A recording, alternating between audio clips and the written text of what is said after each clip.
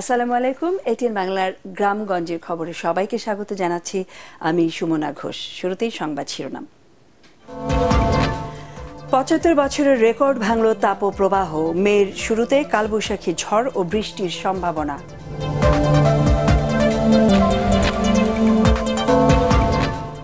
পাবনায় অগ্রণী ব্যাংকের ভল্ট থেকে ১০ কোটি টাকা গায়েব, ৩ কর্মকর্তা আটক।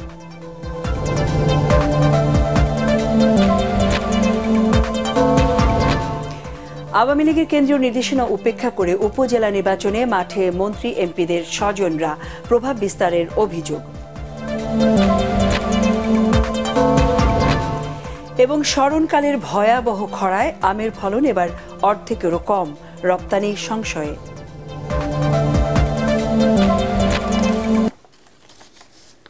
শুনছিলেন সংবাদ শিরোনাম। বিস্তারিত সংবাদ। ৭৫ বছরের মধ্যে এবারের তাপপ্রবাহ রেকর্ড ছাড়িয়েছে বলে জানিয়েছে আবহাওয়া অফিস।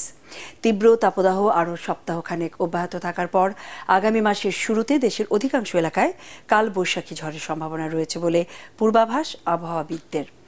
এতে তাপমাত্রা কিছুটা কমে আসতে পারে স্বস্তি। তবে চলতি মাসের শেষে তাপমাত্রা আরও কিছুটা বেড়ে আবারও হিট অ্যালার্ট জারি করা হতে পারে বলে জানিয়েছে আবহাওয়া অফিস। তরিক ইসলামের রিপোর্ট। প্রকৃতিতে মুগ্ধতা ছড়াচ্ছে কৃষ্ণচূড়া, তবে রেকর্ড ছোঁয়া তাপদাহে বিপর্যস্ত জনজীবনে তা উপভোগের আপাতত কোনো সুযোগ নেই। রাজধানী ঢাকাসহ বাংলাদেশের ৪৫টিরও বেশি জেলার উপর দিয়ে বইছে তীব্র তাপপ্রবাহ। দিনের তাপমাত্রা কয়েক ডিগ্রি বেড়ে ৪০ ডিগ্রি ছাড়িয়েছে। গরমে হাঁসফাঁস জনজীবন। আবহাওয়া অফিস বলছে, চুয়াডাঙ্গা, কুষ্টিয়া, যশোর, রাজশাহী অঞ্চলে তাপপ্রবাহ সবচেয়ে বেশি, যা আসছে দিনগুলোতে আরও বাড়তে পারে। অন্যান্য বছর যদি তাপপ্রবাহের কথা বলি, সেক্ষেত্রে কিন্তু এত লম্বা সময় কিন্তু আমাদের তাপপ্রবাহ ছিল না, অর্থাৎ সারা দেশব্যাপী এবং একটা দীর্ঘ সময়, যেটা বলতে গেলে প্রায় ৭৫ বছর পর কিন্তু এরকম এই লম্বা সময় আমাদের এই তাপপ্রবাহের অবস্থাটা এটা বিরাজ করছে, যেটা কোথাও কোথাও সিভিয়ার থেকে অতি সিভিয়ার পর্যন্ত তাপপ্রবাহ যেটা বিরাজ করছে, সেটা কিন্তু অনেক লম্বা সময় ধরে চলছে এই বছর। আবহাওয়াবিদরা বলছেন, স্বস্তির বৃষ্টির দেখা পাওয়া যেতে পারে আগামী মে মাসের শুরুতে। দেশজুড়ে হতে পারে কাল বৈশাখী ঝড়। সেক্ষেত্রে তাপমাত্রা কিছুটা কমে প্রকৃতিতে আসতে পারে স্বস্তি। মে মাসের শুরুর দিকে অর্থাৎ ২ তারিখেই দেশের বেশিরভাগ জায়গায় বৃষ্টিপাতের শুরু হওয়ার সম্ভাবনা রয়েছে। বৃষ্টিপাত বলতে কালবৈশাখী ঝড়ের সম্ভাবনা রয়েছে। মে মাসের শুরুতে হিটওয়েভ যে একেবারে দেশ থেকে বিদায় নেবে সেরকম না, কিন্তু এখন যেরকম অস্বস্তিকর অবস্থা, অর্থাৎ সেটা সিভিয়ার থেকে ভেরি সিভিয়ার পর্যন্ত রয়েছে, সেটা কমে গিয়ে কোথাও কোথাও মৃদু বা মাঝারি ধরনের হিটওয়েভের সম্ভাবনা রয়েছে। গরমের স্বাস্থ্য ঝুঁকি এড়াতে জরুরি প্রয়োজন ছাড়া বাইরে বের না হওয়ার পরামর্শ জনস্বাস্থ্য বিশেষজ্ঞদের। এদিকে তীব্র তাপপ্রবাহ থেকে মুক্তি চেয়ে বৃষ্টির জন্য বাইতুল মোকাররম সহ দেশের সকল মসজিদে অনুষ্ঠিত হয় বিশেষ দোয়া ও মোনাজাত। তরিক ইসলাম, এটিএন বাংলা, ঢাকা। পাবনার সাথিয়ায় অগ্রণী ব্যাংক কাশীনাথপুর শাখার ভল্ট থেকে ১০ কোটি ১৩,৬২,৩৭৮ টাকা আত্মসাতের অভিযোগ পাওয়া গেছে। এই ঘটনায় ব্যাংকের প্রধান ৩ কর্মকর্তাকে কাশীনাথপুর শাখা থেকে গ্রেফতার করা হয়েছে। তারা হলেন ব্যাংকের কাশীনাথপুর শাখার প্রিন্সিপাল অফিসার আবু জাফর, শাখা ব্যবস্থাপক হারুন বিন সালাম ও ক্যাশিয়ার সুব্রত চক্রবর্তী। প্রাথমিক জিজ্ঞাসাবাদে ক্যাশিয়ার সুব্রত চক্রবর্তী টাকা আত্মসাতের কথা স্বীকার করেছেন। এই ঘটনায় অগ্রণী ব্যাংক পাবনা আঞ্চলিক শাখার উপ মহাব্যবস্থাপক রেজাউল শরীফ বাদী হয়ে সাথিয়া থানায় মামলা করেছেন। পরে তাদেরকে আদালতে পাঠিয়েছে পুলিশ।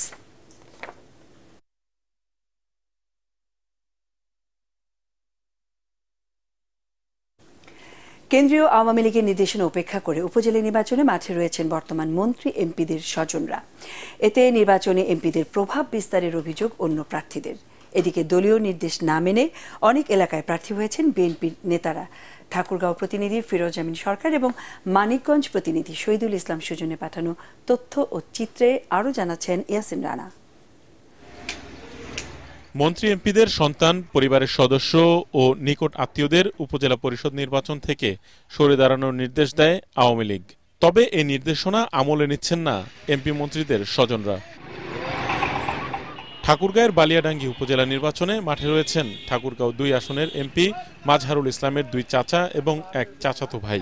যেহেতু আমি একজন ছোট কর্মী আওয়ামী লীগের, সেদিক থেকে সে একজন আওয়ামী লীগের এমপি, এদিক থেকে আমি তো আর কোনো বিদ্রোহী না। মানে এখানে নির্বাচন করার তো আর লোক নেই, আর কেউ নির্বাচন, যেমন ভাইস চেয়ারম্যানগুলো কেউ মানে কেউ আর প্রতিনিধিত্ব করছে না, ওই এমপি যে সিলেকশন করে দিয়েছে সেটাই হয়েছে। তবে এমপি পরিবারের 3 জন প্রার্থী হওয়ায় ভোটারদের মধ্যে রয়েছে মিশ্র প্রতিক্রিয়া। এমপি মন্ত্রীদের ভাই ভাতিজা আত্মীয়স্বজন যা যেতে পারবে না, জননেত্রীর কাছে আমার অনুরোধ এটি যেন উনি বাস্তবায়ন করেন। এমপির পরিবার কে যাচ্ছে না যাচ্ছে এটা দেখতেছি না, আমাদের কথা আছে যে ভালো মানুষটাকে আমরা ভোট দিয়ে জয়যুক্ত করব। এদিকে নির্বাচন অবাধ, সুষ্ঠু ও নিরপেক্ষ করতে সব ধরনের প্রস্তুতি রয়েছে বলে জানিয়েছে নির্বাচন কমিশন। আমরা সার্বিক পরিস্থিতি অনুযায়ী নির্বাচনের যে বিষয়গুলো সবকিছু আমরা দেখভাল করছি, কোথাও এখন পর্যন্ত কোনো সমস্যা নাই। আশা করছি যে আগামী 8ই মে যে নির্বাচনটি সেটি আমরা সুষ্ঠু এবং সুন্দরভাবে অনুষ্ঠান করতে পারবো। উপজেলায় বিএনপি জামাতের প্রার্থীরা সরে যাওয়ায় ভাইস চেয়ারম্যান ও মহিলা ভাইস চেয়ারম্যান পদে প্রার্থীরা বিনা প্রতিদ্বন্দ্বিতায় নির্বাচিত হওয়ার পথে রয়েছেন। এদিকে তীব্র গরমের প্রভাব পড়েছে মানিকগঞ্জের হরিরামপুর উপজেলা নির্বাচনে। প্রতীক বরাদ্দ পাওয়ার পরও প্রার্থীদের নির্বাচনী প্রচারণা চোখে পড়ছে না। এখানে প্রতিদ্বন্দ্বিতা করছেন আওয়ামী লীগ ও বিএনপির একাধিক নেতা। একটি আধুনিক ডিজিটাল স্মার্ট হরিরামপুর হিসেবে গড়ে তুলতে চাই, জনগণই প্রচার করতেছে। আমার আত্মবিশ্বাস, আমার খুব একটা প্রচারণা লাগার কথা না। জনগণের ভালোবাসা নিয়ে আমি শতভাগ নিশ্চিত এই নির্বাচন আমি বিজয়ী হতে পারবো। দলীয় সিদ্ধান্তের বাইরে নির্বাচনে অংশ নেওয়ায় বিএনপির প্রার্থীদের বিরুদ্ধে ঝাড়ু মিছিল করেছে স্থানীয় বিএনপি কর্মীরা। Bureau report, ATN Bangla. এদিকে আসন্ন উপজেলা পরিষদ নির্বাচনে কেউ আচরণবিধি ভঙ্গ করলে সে যেই হোক ছাড় দেওয়া হবে না বলে জানিয়েছেন নির্বাচন কমিশনার অবসরপ্রাপ্ত ব্রিগেডিয়ার জেনারেল আহসান হাবিব খান। ষষ্ঠ উপজেলা পরিষদ নির্বাচন উপলক্ষে বরিশালে এক মতবিনিময় সভায় তিনি একথা জানান। নির্বাচনের সাথে জড়িত সকলকে নিষ্ঠার সাথে কাজ করারও নির্দেশ দেন নির্বাচন কমিশনার। বরিশালের বিভাগীয় কমিশনার শওকত আলী, নগর পুলিশ কমিশনার জিয়াদুল কবির এবং জেলা প্রশাসক শহীদুল ইসলাম সহ অন্যান্য কর্মকর্তারা সভায় উপস্থিত ছিলেন।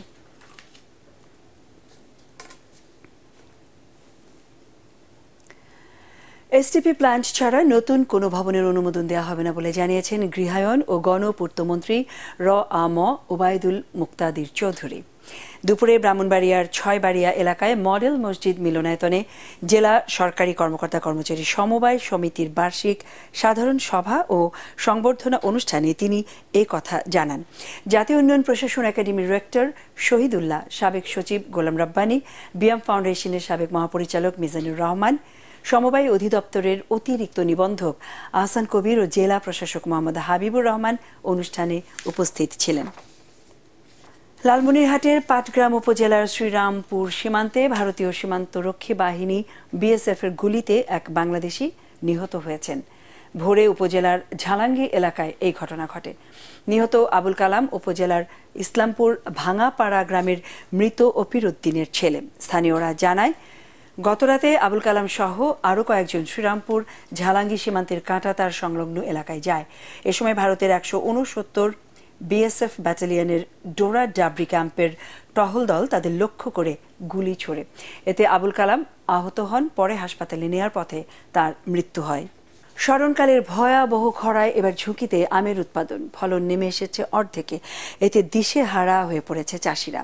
ইউরোপের বিভিন্ন দেশে আম রপ্তানি নিয়েও দেখা দিয়েছে সংশয়। সাতক্ষীরা এবং নওগাঁ প্রতিনিধি পাঠানো তথ্য ও ছবিতে এস.এম. আশরাফের রিপোর্ট।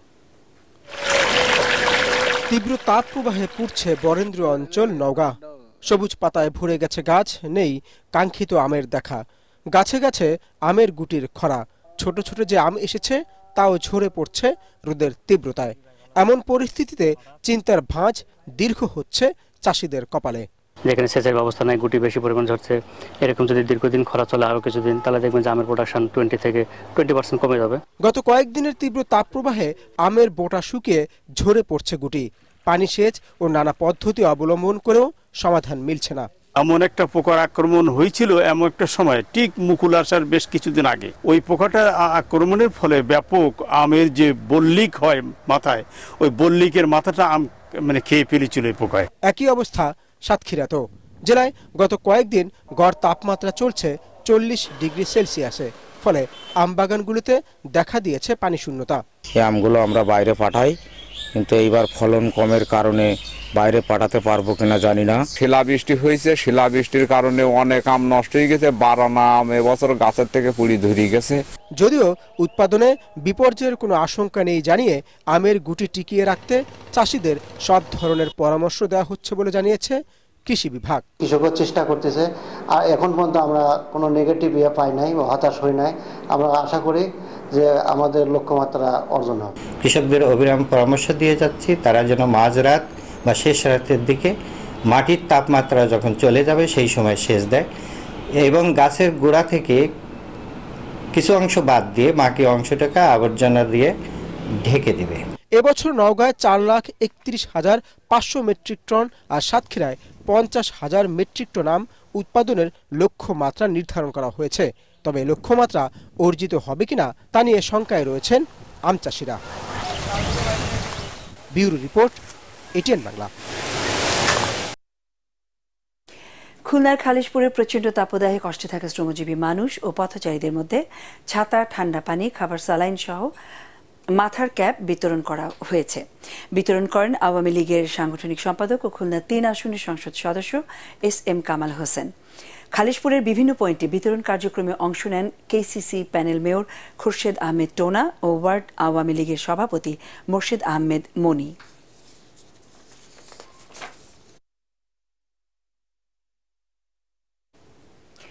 শেরপুরে বোরো ধান কাটা ও মাড়াই শুরু হয়েছে। বিশেষ করে নিচু জমিতে রোপণ করা স্বল্পমেয়াদী বোরো ধান কাটতে শুরু করেছেন কৃষকরা। এক সপ্তাহ পর পুরো দমে ধান কাটা শুরু হবে বলে জানিয়েছে কৃষি সম্প্রসারণ অধিদপ্তর। চলতি মৌসুমে শেরপুর জেলার 92,942 হেক্টর জমিতে বোরো ধানের আবাদ হয়েছে। আবহাওয়া অনুকূলে থাকলে উৎপাদনের লক্ষ্যমাত্রা অর্জিত হবে বলে আশা করা হচ্ছে। ফরিদপুরে বাঙ্গি ও লালমি আবাদ করে আর্থিক লোকসানের মধ্যে পড়েছেন চাষিরা। গত বছর ভালো দাম পাওয়ায় এবার রেকর্ড পরিমাণ জমিতে লালমি, বাঙ্গির আবাদ করেছিলেন তারা, কিন্তু সময় মতো ফলন না পাওয়ায় তারা এখন ক্ষতির সম্মুখীন। প্রতি বছর রমজানকে টার্গেট করে ফরিদপুরের সদরপুর, ভাঙ্গা সহ বেশ কিছু এলাকায় আবাদ করা হয় বাঙ্গি ও লালমি। এবার আবহাওয়া অনুকূলে না থাকায় এবং মৌসুমের শুরুতে হঠাৎ বৃষ্টিতে জমিতে পানি জমে যাওয়ায় ফলন তেমন ভালো হয়নি। ফরিদপুর জেলায় চলতি বছর 800 হেক্টর জমিতে বাঙ্গি ও লালমির আবাদ হয়েছে। নওগাঁয় নদী, খালবিল দখল ও দূষণের প্রতিবাদে মানববন্ধন অনুষ্ঠিত হয়েছে। সকালে শহরের মুক্তির মোড়, কেন্দ্রীয় শহীদ মিনারের সামনের সড়কে সামাজিক সাংস্কৃতিক সংগঠন 21শে পরিষদ, পরিবেশ আন্দোলন বাপা ও গ্রিন ভয়েসের ব্যানারে এই মানববন্ধন অনুষ্ঠিত হয়। মানববন্ধনে 21শে পরিষদের সভাপতি DM আব্দুল বারী, সাধারণ সম্পাদক MM রাসেল ও বাপার জেলা শাখার ভারপ্রাপ্ত সভাপতি মুকুল চন্দ্র কবিরাজ সহ অন্যান্যরাও বক্তব্য রাখেন। বক্তারা জীববৈচিত্র্য রক্ষায় নদী, খালবিল দখল ও দূষণ বন্ধের দাবি জানান।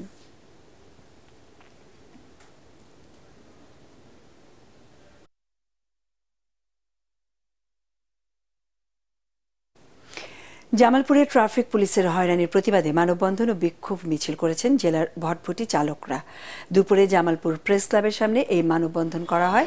এ সময় চালকরা জানান, কৃষিপণ্য ও পশু পরিবহন সহ বিভিন্ন ধরনের পণ্য আনা নেওয়ার কাজে ভাড়ায় চলে এসব ভটভটি। জেলার প্রায় 5,000 ভটভটির সাথে অন্তত 15,000 পরিবার জড়িত রয়েছে। সম্প্রতি ট্রাফিক পুলিশ প্রতিনিয়ত তাদের বিরুদ্ধে মামলা দিয়ে হয়রানি করছে। হয়রানি বন্ধ করা না হলে বৃহত্তর আন্দোলনের হুমকি দিয়েছেন ভটভটি চালকরা।